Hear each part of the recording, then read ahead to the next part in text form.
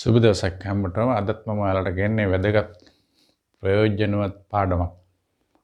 ඔයාලත් මේක හොඳට බලලා මේ විදිහට අනුගමනය කරන්න.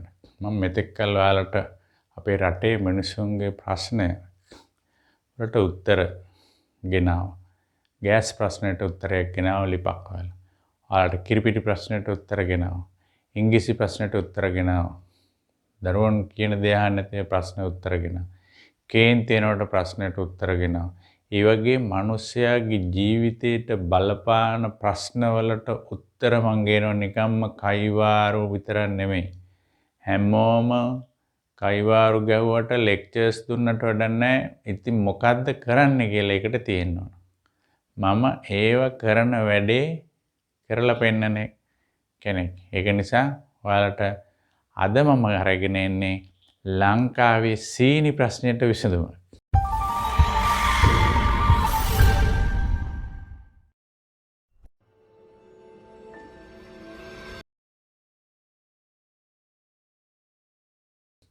ඔයාලා දන්නවා සීනි මිල යනවා කියනවා, සීනි පොලිම කියනවා, සීනි පිරිසුදු කරන්න දාන විසයි කියනවා, සීනි අගුණයි කියනවා, සීනි කෑවන් දියවැඩියාව හැදෙනවා කියනවා. නොඑක් ප්‍රශ්න වෙලා සීනි නැතුවම බැරි දෙයක් වගේ වෙලා සීනි. දැන් සීනි ප්‍රශ්නයට විසඳුමක් විකල්පයක් මොකක්ද කියලා තමයි මම රටේ මගේ යාළුවන්ට සහ අනිත් ජනතාවට කියන්නේ. ඔයාලට එහෙනම් මේක හරි වැදගත් වෙයි. අහගෙන ඉන්න මොකද්ද කියලා. ලංකාවේ සීනි ප්‍රශ්නයට විසඳුම මොකද්ද? ඇත්තටම අපිට සීනි නැති වුණොත් මොකද්ද කරන්නේ? සීනි නැතුව අපිට ජීවත් වෙන්න බැරිද?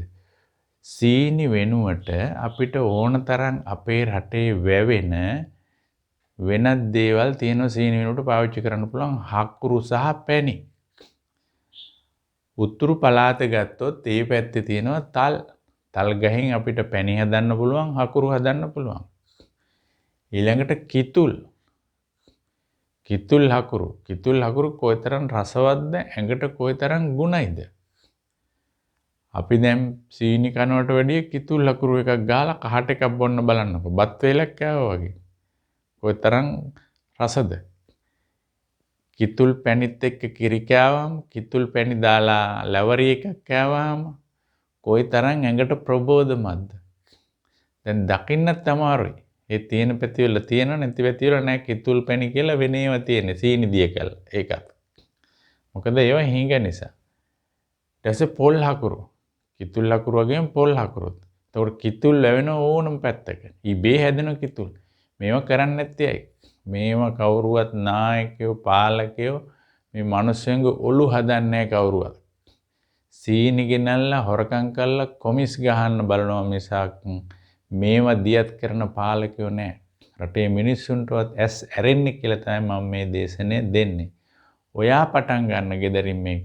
ඔයා ගෙදර කිතුල් ගහක් තියෙනවා, පොල් ගහක් තියෙනවා මේ විදිහට කරන්න. කාහරි ලව්වා හරි හවුලට හරි කරන්න. කොයිතරම් රසවත්ද කිතුල් පැණි. කොයිතරම් කිතුල් hakuru නියම කිතුල් hakuru කොයිතරම් මිලයිද? බඩ පිරෙන්න කහට එකක් උදේ බිව්වම කෙනි වසවිසක් නැහැ. ඇඟට ගුණයි, ලෙඩ අඩුයි. ඒකම කියන්නේ.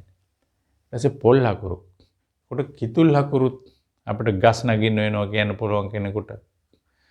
තල් hakuru හදන්නත් ගස් නගින්න වෙනවා කියන්න පුළුවන් කෙනෙකුට. පොල් hakuru හදන්නත් ගස් නගින්න වෙනවා. ඒක අමාරු වැඩක් කියලා gedara දොරයට බෑ කියන. එහෙනම් එයාට විකල්පයක් තියෙනවා උක් hakuru. ඒකත් හරි ගුණ කෑමක්. උක් hakuru. මං අද ඔයාලට කියලා දෙන්නේ කොහොමද උක් පැණි වලින් උක් ගහේ ඉස්ම ටික අරන් ජූස් එක අරගෙන යුස අරගෙන උක් hakuru හදන්නේ කොහොමද කියලා. ලංකාවේ ඕනම පළාතක උක් hakuru හදන්න පුළුවන්. උක් ගස් වැවෙනවා. ඔයාලගේ ගෙදර අර කුණු කාණුව තියෙන්නේ ඉඳුල් වතුර බැහැලා යන පාර දිගේ. ඒ වගේ වතුර අයින් වල ඒ වගේ වතුර තියෙන තැන් වල වතුර ටිකක් දාන්න පුළුවන් තැන් වල වාට පුළුවන් උක්පඳුරු 5ක් හිටව ගන්න. මේ උක්පඳුරක් හිටවුවම මේක අවුරුදු කීපයක්ම තියෙනවා. ආයෙ හිටවන්න ඕනේ නැහැ. කැපුවාම ආයෙ පඳුරක් හැදෙනවා. එහෙනම් මේක කොහොමද ගෙදරදී අපි සීනි වෙනුවට උක් හකුරු හදාගන්නේ කියලා මම ඔයාලට අද ප්‍රායෝගිකව කියලා දෙනවා. ඔන්න එහෙනම් අද මම ඔයාලට උක් පැණි වලින් උක් හකුරු හදන හැටි ගෙදරදීම කියලා දෙනවා. ඔයාලට පුළුවන් මේක නගර බදායට පෝච්චියක හිටවන්න. ලොකු පෝච්චියක ලොකු ප්ලාස්ටික් බැරල් එකක උක් පඳුරක් හිටවලා අර ගෙදර විසි කරන වතුර ටික ඒකට දාන්න පුරුදු වෙන්න. එතකොට ලොකු උක් පඳුරක් හැදෙනවා. ඒකෙන් ඔයාලට උක් හකුරු හදාගන්න පුළුවන්. එහෙනම් ඔයාලට දැන් මම උක් හකුරු හදන හැටි කියලා දෙනවා. දැන් මේ වීඩියෝ එක දානවා මම උක් හකුරු පැණි වලින් උක් හකුරු හදන හැටි. ඔයාලා බලන්න ඒක. බලලා ඔයාලත් ඒ විදිහට කරන්න. ඔයාලට අවශ්‍ය තියෙනවා නම් උක් පැණි, උක් පඳුරක් හදාගන්න උක් බීජ ඔයාලා මාවම තන්න. ඔයාලට ලබා ගන්න පුළුවන්. එහෙනම් අපි දැන් කතාව නවත්තලා උක් හකුරු හදන හැටි බලමු. ඔයාලයි ගැටලු තියෙනවනම් යෝජනා චෝදනා තියෙනවනම් කමෙන්ට්ස් කරන්න. යාළුවන්ට ෂෙයා කරන්න. එහෙනම් සීනි ප්‍රශ්නට විසඳුම මෙන්න. කම්මැලි වෙන්න එපා. ඔයාලා මේ ගැන හිතලා මේක කරලා බලන්න. අපි ඉස්සෙල්ලාම මිරිකාගත් උක් පැණි ටික මේ වගේ ලිප මත තබපු භාජනයකට දාලා මෙහෙම හොඳට ඒක උණු කරගන්න ඕනේ. පදමට එනකන් උණු කරගන්නවා මේ ආකාරයට. මේ උණු කරගන්න අතරේ අපිට පේනවා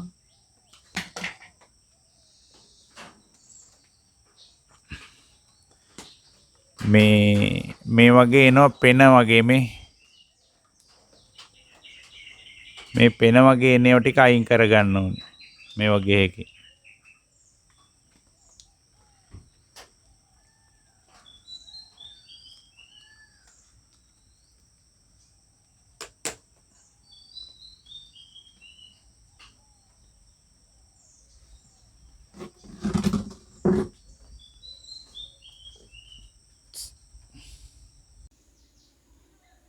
දැන් පැණි ටික හැදීගෙන එන්නේ දැන් අර අපේ තිබ්බ මේ වළඳ පිරෙන්නම තිබුණ පැණි ටික දැන් හිඳිලා.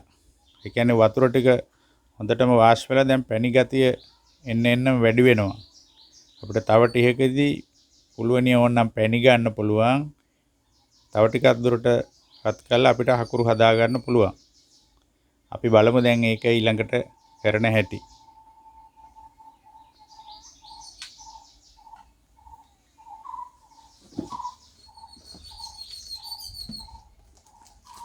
තාම හොඳටම පැණි උනේ නැහැ.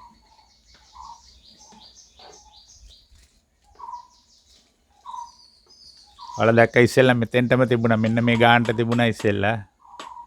දැන් ගොඩක් අඩු වෙලා. තව පැයක් විතර යයි.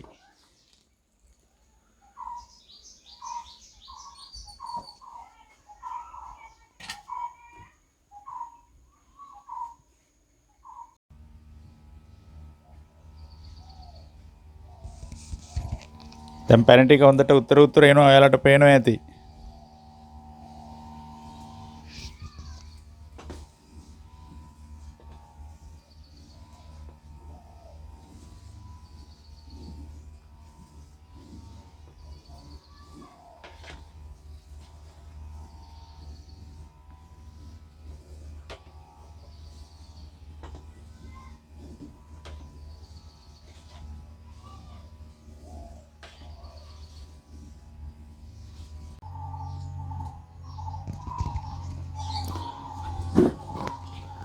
ඔන්න දැන් පැණි හරියාගෙන එන්නේ හොඳට. මේ තියෙන්නේ පැණි. දැන් පැණි අවශ්‍ය නම් අපිට පැණි ගන්න පුළුවන් මේ අවස්ථාවේදී.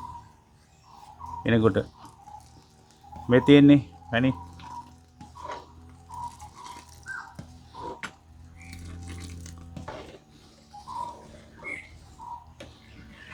දැන් මේ හොඳට පැණි වෙලා තියෙන්නේ. පැණි ටික හදා ගන්න.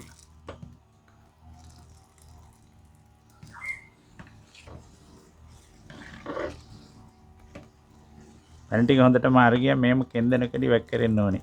දැන් එහෙම හැදීගෙන එන්නේ. හැන්දට අරගෙන උස්සනකොට මේව මේ වලට පේනවා ඇති. කෙන්ද නිකඩි වැක්කිරෙනවා නූල වගේ පල්ලෙහාට. එතකොට පැණි පදම ඇවිල්ලා තියෙන්නේ. අය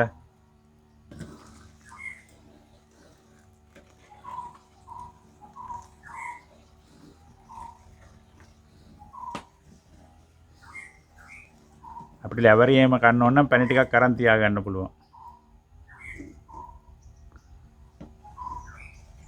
ලැබරියා කන්න ඉඹුල් කිරිබත් කන්න ඕන එකට පැණි අරගන්න පුළුවන් මේ විදිහට.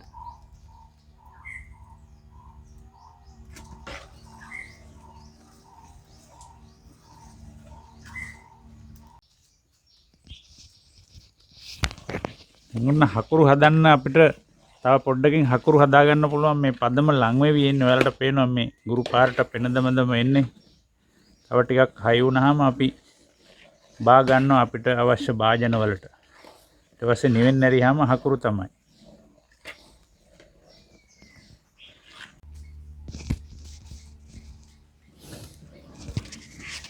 දැන් ඔන්න තව ටික වෙලාවකදී අපිට හොඳට පදවට ගන්න පුළුවන් උක් හකුරු හදන්න. රසවත් උක් හකුරු හදට හැටි. තව බොහොම පොඩි වෙලාවයි. දැන් මේ පදමට ඒකෙන එන්නේ.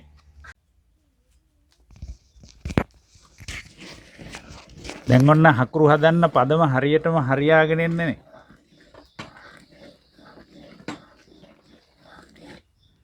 ඔය ගණට හැදෙන්නේ.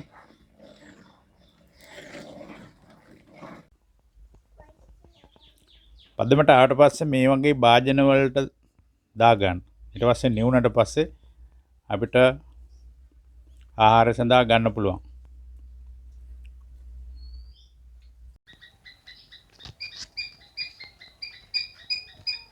මේ තියෙන්නේ අච්චුවකට දාලා ගත්ත හකුරු.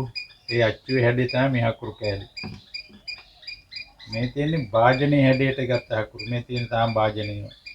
ඔන්න පොල් කට්ටකට දාලා හකුරු මුල් ආකාරයට ගන්න පුළුවන්. මේ තියෙන්නේ පැණි. මේ පැණි. ඔයාලට පැණි ඕන නම් පැණි ගන්නත් පුළුවන්. සීනි ප්‍රශ්නට විසඳුම. හදලා බලන්න.